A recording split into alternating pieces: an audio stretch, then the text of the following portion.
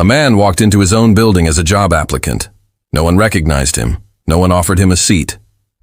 He was told to wait outside for a full hour while behind the glass wall, Nathan Cole and Victor Langston laughed with the other executives, mocking the nameless candidate they believed unworthy of stepping foot inside their company.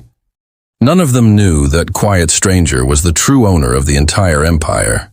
6 minutes after the door finally opened, everything changed. But what pushed Leonard Hayes to finally act? The morning light spilled across the wooden floor of a quiet house in the hills above Boulder, where Leonard Hayes sat at the long oak table with a cup of black coffee growing cold beside him. 5 years had passed since he last walked into the company he built, and in those 5 years, he had taught himself how to be still. He ran, he read, he rebuilt old engines in the garage until the oil stains under his nails became something familiar again. The man the business magazines once called the quiet titan of clean energy had become, by his own careful design, a man who answered to no one. He was 47. The hair at his temples had turned the color of wet stone, and the lines around his eyes had deepened into something that suggested both patience and the kind of grief a person carries without explanation. His wife had been gone for 7 years, and the empty seat at the breakfast table had long stopped surprising him. He lived simply now in the way people live when they have already learned that money does not return what it cannot buy. Hayes Vertex had started in a rented warehouse outside Denver in the late 2000s, when Leonard and his closest friend, a brilliant engineer named Thomas Marrow, had sketched a new type of grid-scale battery on the back of a pizza box. Thomas had died of a heart attack 6 months before the company went public. Leonard carried the grief like a second pulse for years afterward, signing every major deal with the same blue pen Thomas had left in his drawer. When the empire finally stretched across 4 continents and the valuation crossed $60 billion, Leonard did what nobody in his position was ever expected to do. He walked away from the daily operations and handed the keys to the 2 men Thomas had personally mentored. Nathan Cole became the chief executive. Victor Langston became the chief operating officer. Both had been with the company for nearly a decade. Both had sworn their loyalty to Thomas on the day of the funeral.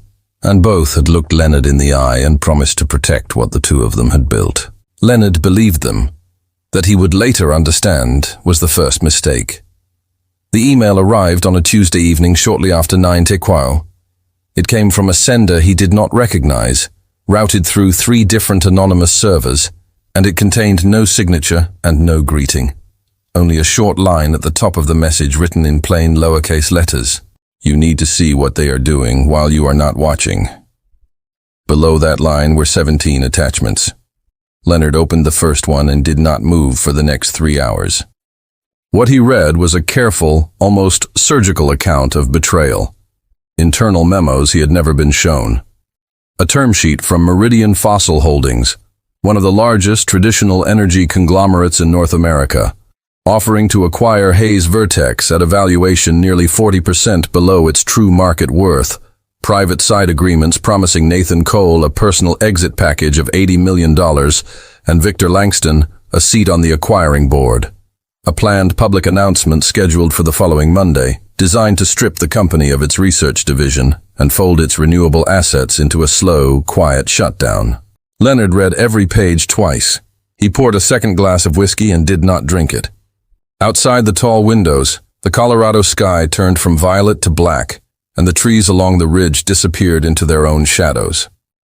Somewhere in the long silence of that evening, the man who had spent 5 years learning how to stay still finally understood that stillness was now a luxury he could no longer afford. He did not call his attorneys. He did not call the board. He did not contact the press or draft a statement or alert the 1 or 2 allies he still trusted inside the building. He understood with the calm that came from too many years of reading men like Nathan Cole that any warning would only give them time to hide what they had done. Instead, he stood up from the table, walked into the bedroom, and pulled from the closet the oldest suit he owned. A plain charcoal jacket, a white shirt that had gone soft with age, a pair of scuffed leather shoes that had carried him through the first investor meeting he ever attended back when nobody in any room knew his name. The next morning he boarded an early flight to San Francisco. No driver waited for him at the airport. He took a taxi to the financial district and stepped out 2 blocks from the glass tower that bore in brushed steel letters above the lobby doors the single word, Vertex. He stood on the sidewalk for a long moment and looked up at the building he had not entered in 5 years. The tower was 62 floors tall. He had chosen the site himself in the spring of 2015. Behind the counter sat a woman in her late 50s with neatly pinned silver hair, a small gold brooch at her collar, and the unmistakable bearing of someone who had seen every kind of visitor pass through those doors. Her name tag read, Margaret Whitfield. She had worked at the front desk since the building first opened its doors. Leonard spoke quietly. He said he was there for a general interview, an entry-level position. He gave a name that was not his own and watched Margaret type it into the system.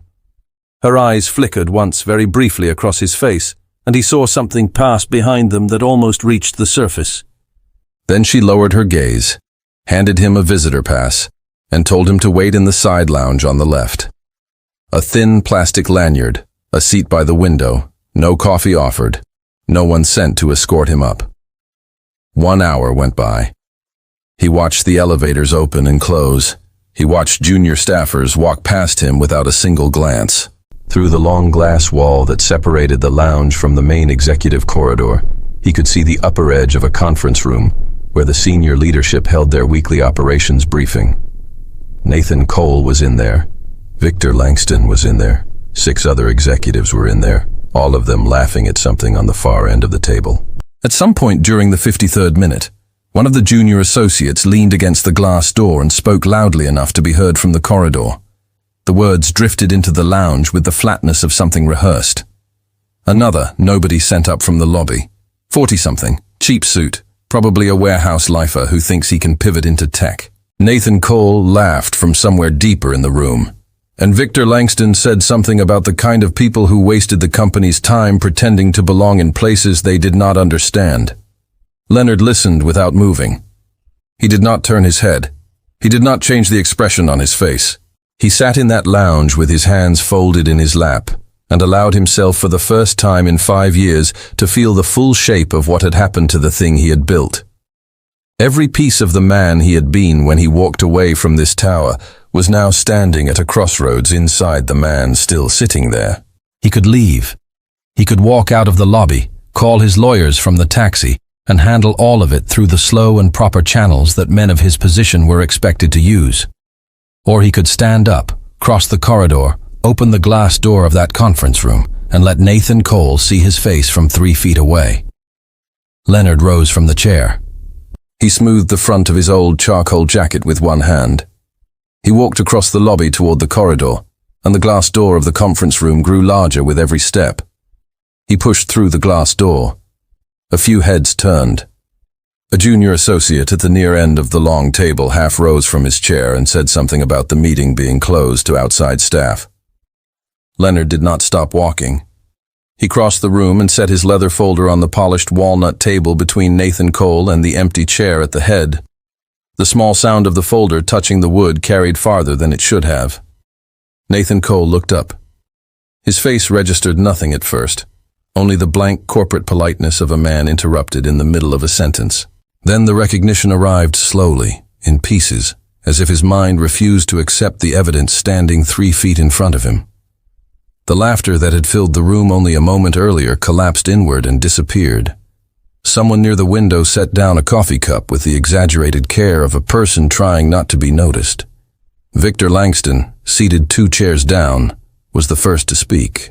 He said, "Who let this man in here?" The words came out sharper than he intended, and Nathan pressed a hand flat against the table, recovering his voice. He said, "This is a private executive briefing.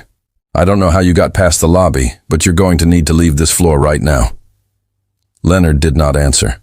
He simply looked at Nathan, and in that long silence, the rest of the room began to understand in pieces of its own that the man in the old charcoal suit was not afraid of the title painted on the wall behind them.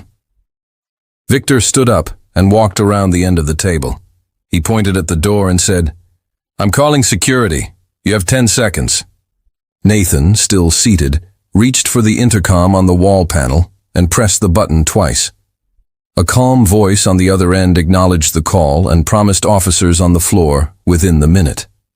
One of the other executives, a woman in a cream blazer near the window, leaned toward the junior associate beside her and whispered something Leonard could not hear.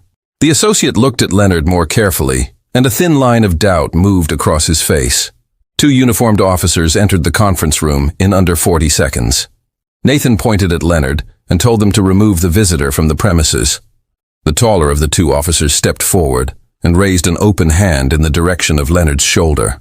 Leonard lifted his own hand slowly in a small and almost courteous gesture, and something in the quiet confidence of that movement made the officer stop exactly where he stood. The room held its breath. Leonard reached down and opened the leather folder on the walnut surface. From inside the folder, he withdrew a single laminated, roughly the size of a passport, and placed it face up on the table between Nathan Cole and the coffee cup. Nobody was drinking. Nathan leaned forward to read it, and the color moved out of his face in a way that was not gradual. Victor Langston stepped closer and looked over Nathan's shoulder. Whatever he read, there caused him to stop moving entirely. The card was a founder identification credential issued by the company itself, signed and sealed under the original corporate charter of 2009. It carried Leonard's full legal name, his photograph, and a 17-digit authentication code that tied directly to the master shareholder registry. Only 2 such cards had ever been issued. Thomas Merrow had held the second one. After his death, the authentication key on his card had been permanently retired, and the card itself placed inside a sealed archive on the 58th floor, accessible only under Leonard's direct authorization. Leonard spoke for the first time since entering the room. His voice was low and measured, and carried no heat at all. He said, "My name is Leonard Hayes. I founded this company in 2009. I am the controlling shareholder of Hayes Vertex. I have been sitting in your lobby in that chair by the window for the last hour." The room went absolutely still.